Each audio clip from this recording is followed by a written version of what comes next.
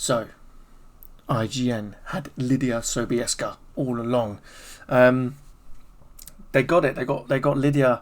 They got hands on with her. I've been told that this is a very in-depth look, and the description says so as well. But someone else has told me it's very in-depth. So yeah, I'm really looking forward to seeing how in-depth. Already, my only criticism right now, my first criticism is, why are we using the same intros or the same intro from her previous Tekken? You could have changed this. It could have been a new one, but I will hold comments until I see. Let's see how good she looks in game properly. How did she get that car in the ring? I want to know. And let's go. Let's go.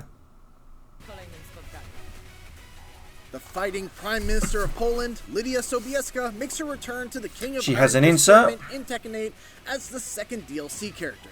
She's a complex character, even by Tekken standards. But fortunately, Bandai Namco's esports manager, Alex Julio, gave me an hour-long demonstration of her best moves, what's special about her kit, and the unique threats that she poses. Gosh, it's wild Here's already. a quick starter guide on Lidia Sobieska. A command, a heat command, yep.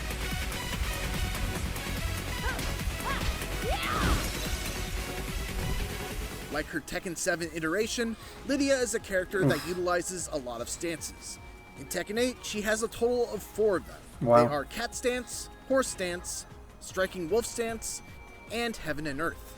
Yeah. Each stance has a number of follow-ups from lows, What? Is that low? jab mashes, to punishing mids that can lead to hugely damaging combos. She's a character that can leave her opponents scared to press buttons, and when they're conditioned into that state, then she can use moves that are plus on block to keep her pressure going. She's also got very strong punishes, a fully tracking low that we'll go over in just Oh a my bit, god. and very strong approach tools in both her forward 2 and forward 1. She's also a character that benefits greatly from her heat gauge, which we'll go over right now as we talk about her best moves, starting with the aforementioned forward 2. A returning move from Tekken 7, forward 2 is a mid-punch that leaves Lidia at +5 on block and forces her into horse stance, regardless if the attack hits or is blocked. Right. On hit, the opponent is in a real bad spot. It's +15 and leaves her in a position where she can do pretty much any Oh man, horse stance, yeah, she's got some and mix. keep mashing. Yeah, oh my god, that low.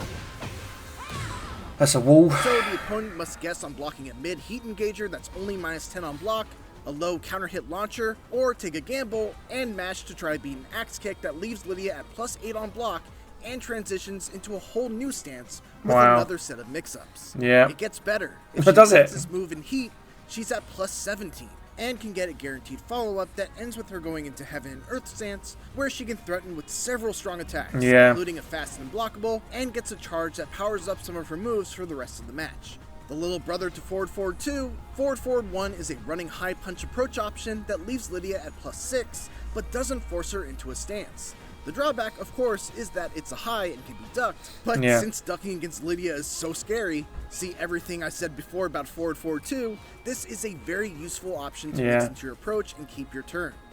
Her forward 1+2, 3, 1+2 string, called Political Storm, is back with a new twist. There's a clean hit property to it if you do a quarter circle forward 1+2 for the last hit that adds on. Wow, okay, so similar to Rain, and then she's got like a it's Lydia's 14 frame punisher. blue spark ender. Has fantastic range, and while the final hit of the combo is launch punishable, she can stop after the second hit and only be -10. Alex warned though that it is no longer hit confirmable between the third and fourth hit like it was in Tekken 7. Right. Back 1 is a safe mid heat engager with 18 frame startup, is +2 on block, will wall stun if close to the wall, and knock down if it hits while you're wall already stun. in heat. Not much else to say about it other than that seems pretty good. Yeah. Down forward 2 is a 15 frame mid that goes into cat stance and is +11 on hit, which means that if it hits, once again, the opponent is in a so spot plus. where they'll have She's to so press, like. as pretty much She's like the Lei follow-ups Wu will Long sort of mashing. of Tekken 8 In now. cat stance, she's got She a is the safe Lei mid Wu that Long of leads to a Tekken 8. combo on counter hit, a low, and a high follow-up. That said, if the initial move is blocked, the opponent can mash out of it. Next up is down back 4, which is a fairly average low poke.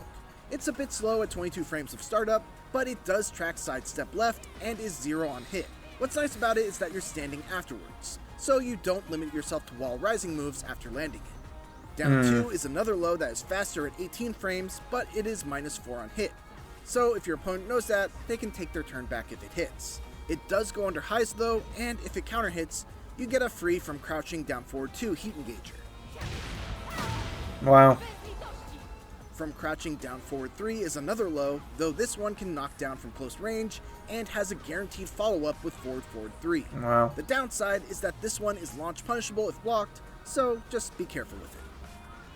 Quarter circle forward 4 is a 17 frame tracking high that leaves Lidia at +1 on reminds me of Hwoarang's one. If it hits, she's at +10, which means that she gets a guaranteed 1-2-2 jab string, which does respectable damage and leaves her at +8 in cat stance for a mix-up opportunity. Yep. Speaking of 1-2-2, it's worth noting that this build shows that it's -8 on block. That's not really true, since it forces Lidia into cat stance regardless of whether it's blocked or hits. And Lidia can't block in that stance, which means that it's actually launch punishable. So don't just go throwing this out, or you might pay for it. Right. Now let's talk about down back 3. This move is sick. It's a 16 frame, fully tracking low sweep, which means that it cannot be sidestepped either left or right, and if it hits, it leaves you at +7 in horse stance. So it's a position very much like if you had just landed forward 2. Wow. She does trade against jab mash with some options, but even in those trades, you still have the advantage. As you would imagine, it's launch punishable, so it's a big risk throwing it out, but it's nonetheless. I love that very jab mash. arsenal. Just the panic press. Pressing 1 while in horse stance will get you a high homing power crush that transitions into the striking wolf stance. It's +1 on block, so it allows her to continue her pressure, and on counter hit, it's +16. And finally, striking wolf stance 1 is a chargeable mid that is +2 on block and charge, and +7 when fully charged. Wall splats. It's easily sidesteppable and interruptible, but if it hits or is blocked, Lidia is left in a very good position.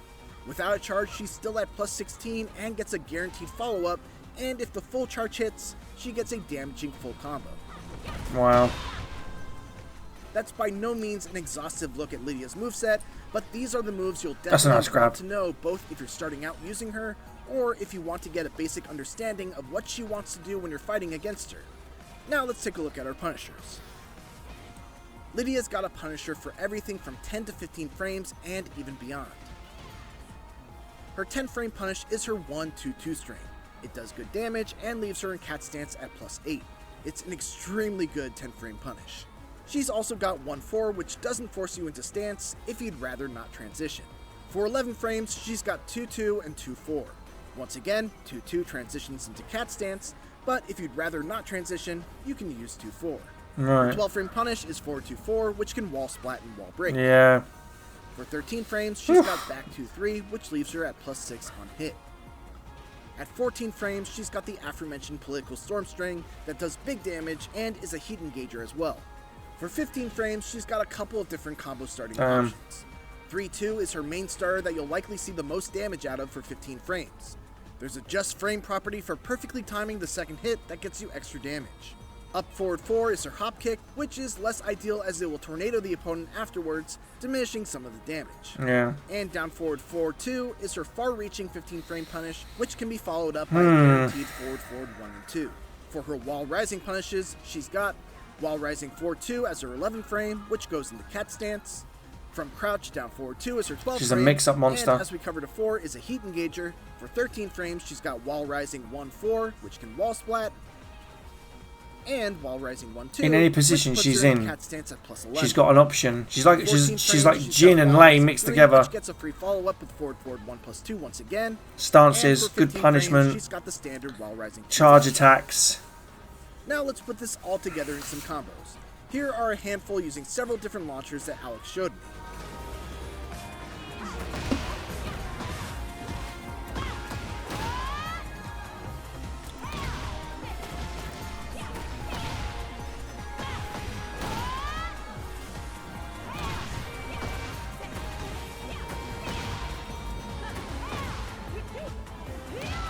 Wow, and that end is mad.